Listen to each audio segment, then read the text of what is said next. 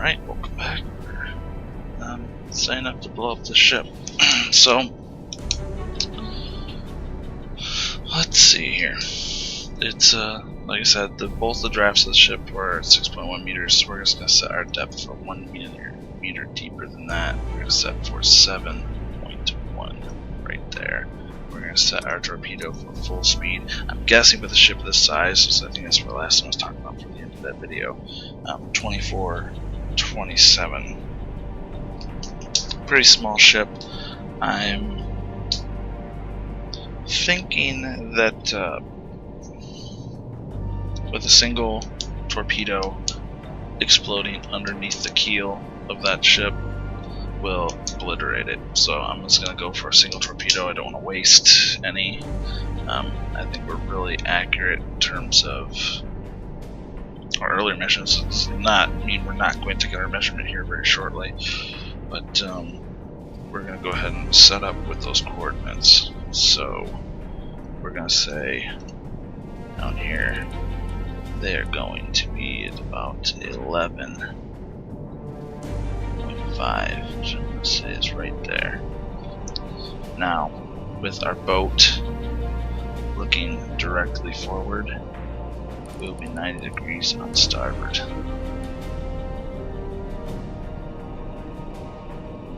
So that's as close as possible. It's right on 90. Now, if we were going to hit them, let's lock that in for now.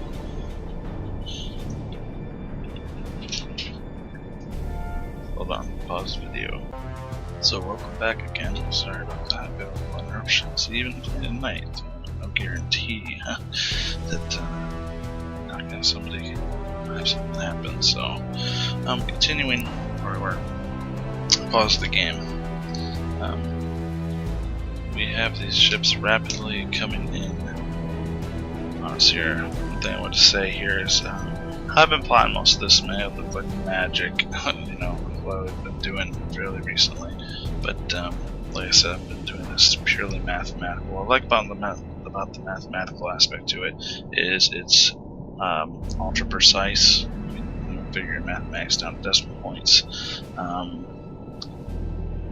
So even if you do a really good job plotting with your map, you can get it fairly accurate too, but I don't think it's ever going to be down to the point where you can take mathematics down to decimal place precision and get really deep into it. So I will be showing probably in some later videos, you know, what exactly I'm doing and what's going on there in terms of the mathematics and how I'm doing all that. I will be doing it not always the same. I'm doing it mathematically. On other attacks, I'll be doing it using other methods to try to figure out where these guys are at, but I don't waste a lot of time because they were only about 6-8 minutes away. So we need to get our scope up and looking over to here and seeing where these guys are coming in at.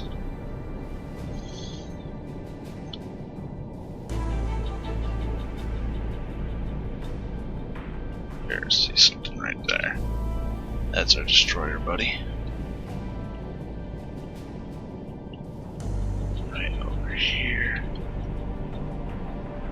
is our small split freighter, small old split freighter. So I'm gonna lock into him and I'm gonna identify him again because we lost our identifications before. Lock, identify. There we go.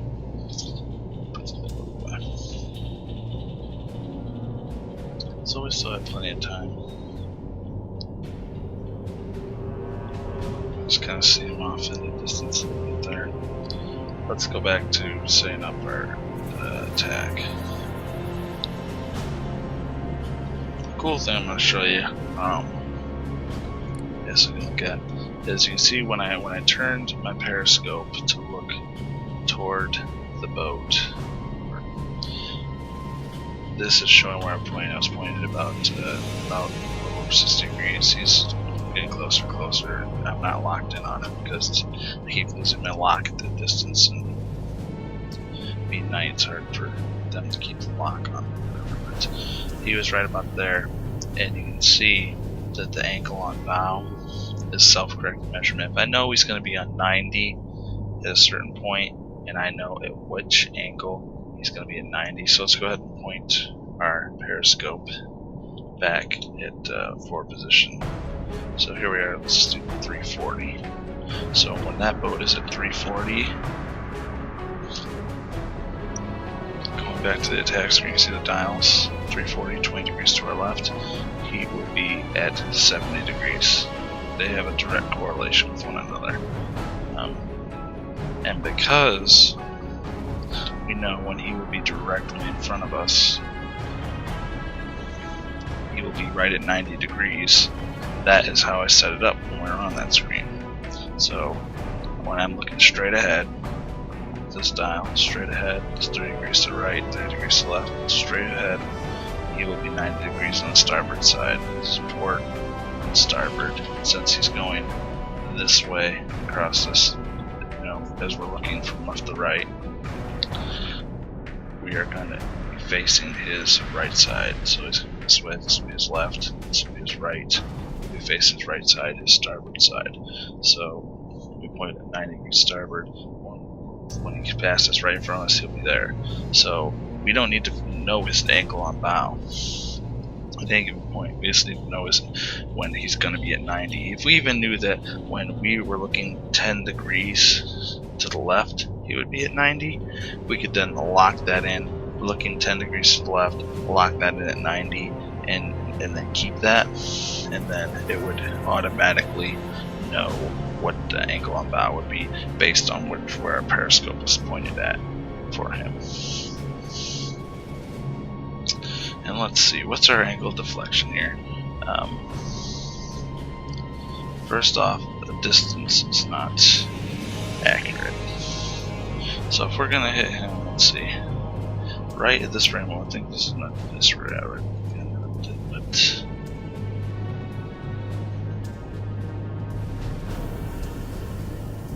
looks like right about 1,000 meters. So here's what we're gonna do.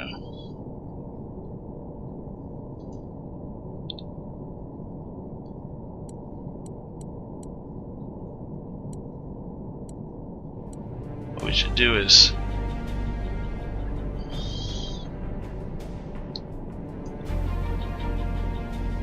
look about 20 degrees to our left at 340.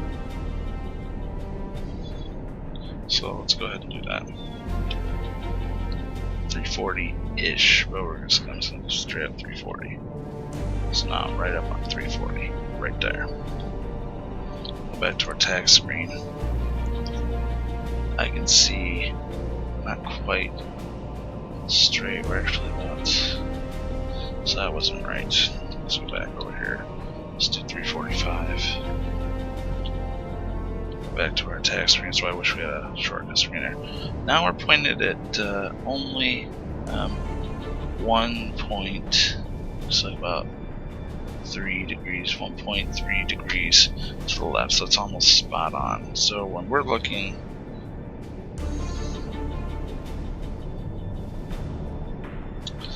when we're looking at 345, we'll be doing about a straight shot, 1.5 degrees to the left. That's good enough for me. Okay.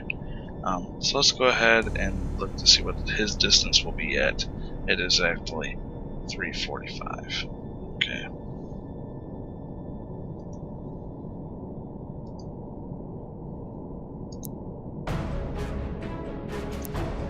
Let's go ahead and set up another angle here.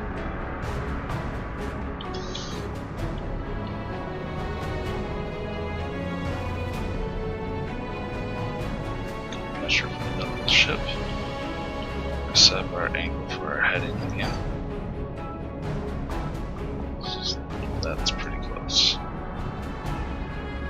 So 345 would be 15 degrees. Zoom out a bit. 15 degrees. You know what our distance would be at that point.